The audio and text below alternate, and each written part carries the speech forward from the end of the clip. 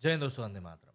सिकंदर को लेकर देखिए बातें ऑलरेडी मार्केट में काफ़ी अच्छी चल रही हैं। डायरेक्टर AR मुरुगदास के डायरेक्शन में बनने वाली इस मूवी को लेकर लोग यही कह रहे हैं कि सलमान खान के ऊपर जो थोड़े बहुत आगे बगाहे सवाल खड़े हो रहे हैं, वो इस मूवी के रिलीज होने के बाद उठना बंद हो जाएंगे। ऐसा हो जाता है तो बहुत बेहतर है, क्योंकि IMDb ने अपनी लिस्ट एक जारी करी है, जो कि बताती है कि 2025 में मोस्ट एंटिसिपेटेड मूवीज कौन सी हैं पब्लिक के लिए, जिसमें कि पब्लिक सबसे ज़्यादा इंटरेस्ट बता रही है। और आपको यकीन करना होगा कि इस लिस्ट में टॉप पर जो मूवी बैठी हुई है वो और कोई नहीं बल्कि सलमान खान की आने वाली मूवी सिकंदर है। ईद के मौके पर इस मूवी को रिलीज होना है एंड एक लंबे समय के बाद में दर्शक एक्सपेक्ट कर रहे हैं कि सलमान खान कुछ ऐसी चीज डिलीवर करेंगे जिसको देखकर दर्शकों को ये ना लगे कि अरे यार भाई आपने ये क्या कर दिया। कम से कम मूवी में मुंह धोकर ही आ जाते। एक्चुअली में सलमान खान की एक्टिंग के ऊपर पिछली कुछ एक मूवीज में काफी सवाल उठे थे। इसके अलावा जो टाइप का कंटेंट वो क्रिएट कर रहे थे, जैसे किसी का भाई किसी की जान, उस मूवी को लेकर भी काफी सवाल उठे कि भाई आखिर आप किस तरह की सिनेमा को कर रहे हो सिकंदर के साथ। लेकिन ये सारी चीजें अब दूर होती हुई दिख रही हैं कि भाई हो सकता है सिकंदर यहाँ पर एक किस्मत बदलने वाला काम करे सलमान खान के लिए, क्योंकि करियर के जिस पड़ाव पर सलमान खान हैं, यकीन मानिए उनको भी अपने फैंस को कुछ ना कुछ शाहरुख खान जैसा ही जवान पठान देना पड़ेगा, तब कहीं जाकर लगेगा कि हाँ चलो सलमान खान में अब भी वो बात बची है। क्योंकि टाइगर की जो भी लास्ट रिलीज फिल्म थी टाइगर सीरीज की, वो उतनी कुछ खास कर नहीं पाई थी।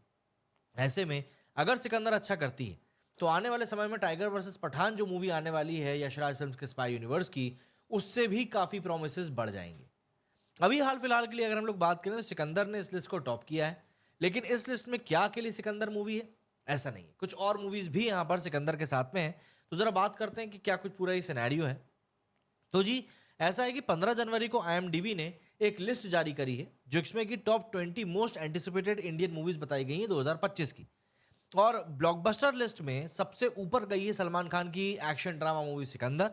इस लिस्ट में कुल मिलाकर 11 बॉलीवुड की मूवीज हैं, 3 तमिल की मूवीज हैं, 3 तेलुगु की मूवीज हैं, 2 कन्नड़ा की मूवीज हैं और 1 मलयालम की मूवी है। इसके ऊपर सिकंदर के जो डायरेक्टर हैं AR मुरुगदास, उन्होंने बातचीत करते हुए कहा कि देखिए सलमान खान के साथ काम करना बहुत खास रहा है।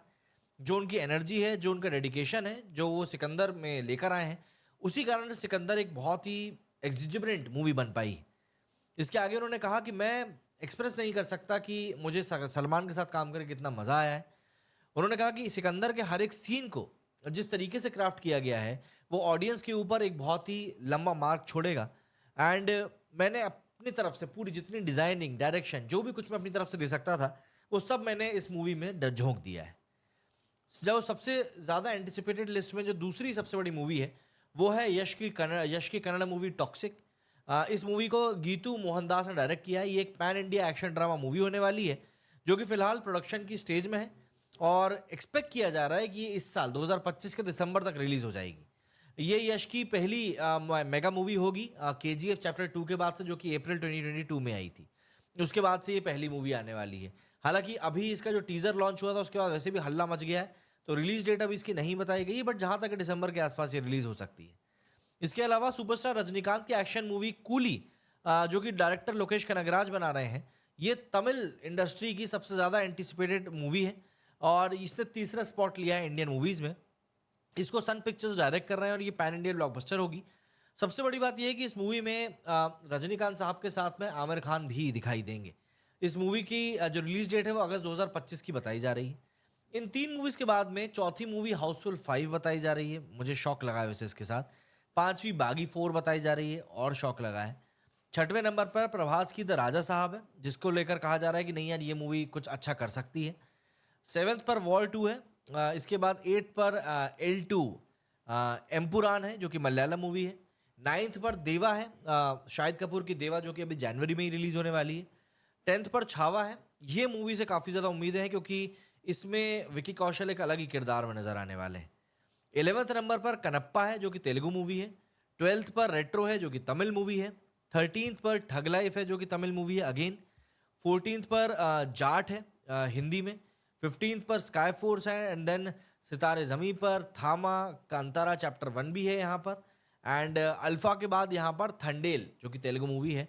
ऐसे करके कुल 20 मूवीज़ हैं यहाँ पर, जो कि IMDb ने अपनी लिस्ट में बताई हैं।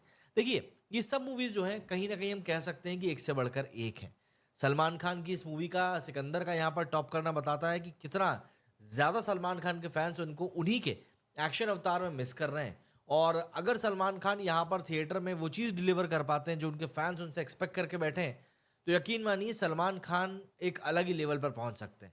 जैसा हम लोगों ने लास्ट ईयर शाहरुख खान के साथ देखा था, लास्ट टू लास्ट ईयर बल्कि शाहरुख खान के साथ देखा था कि शाहरुख खान ने किस तरीके से पहले पठान फिर जवान के साथ में थिएटरों में बिल्कुल धूम धड़ाका मचा दी है।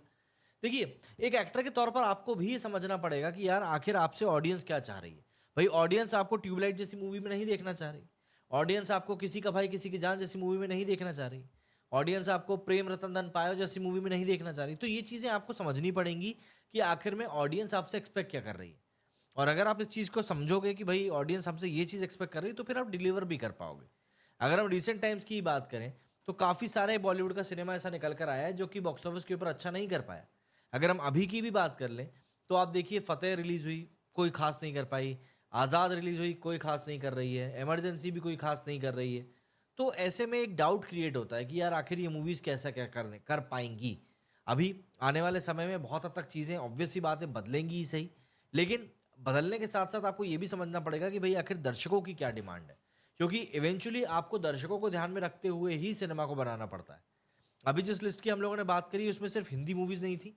तमिल, तेलुगु, मलयालम, कन्नड़ा उसमें हर एक जॉनर की मूवीज़ थी जो कि मोस्ट एंटिसिपेटेड मूवीज़ में आती हैं। लेकिन अगर आप एक चीज़ को देखेंगे तो जहाँ पर साउथ में बनने वाली पैन इंडिया मूवीज़ काफ़ी अच्छा कर जाती हैं, वहीं पर जो बॉलीवुड में पैन इंडिया मूवीज़ बनती हैं वो साउथ में बुरी तरह फ़ेल हो जाती हैं। एनिमल ने और जवान ने एक हद तक ठीक-ठाक काम किया, बट अगर हम इनको छोड़ दें क्योंकि इनमें साउथ के कुछ लोग जुड़े हुए थे, तो फिर जो बाकी की चीज़ें होती हैं वो बिगड़ती हुई सी दिखाई देती हैं।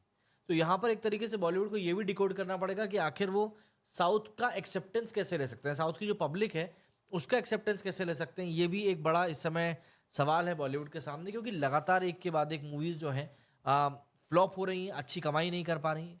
भाई देखिए, अगर आप ब्लॉकबस्टर मूवी बनाना चाहते हो, तो फिर आपको कुछ एक सेट फ़ॉर्मूले पे काम नहीं करना है।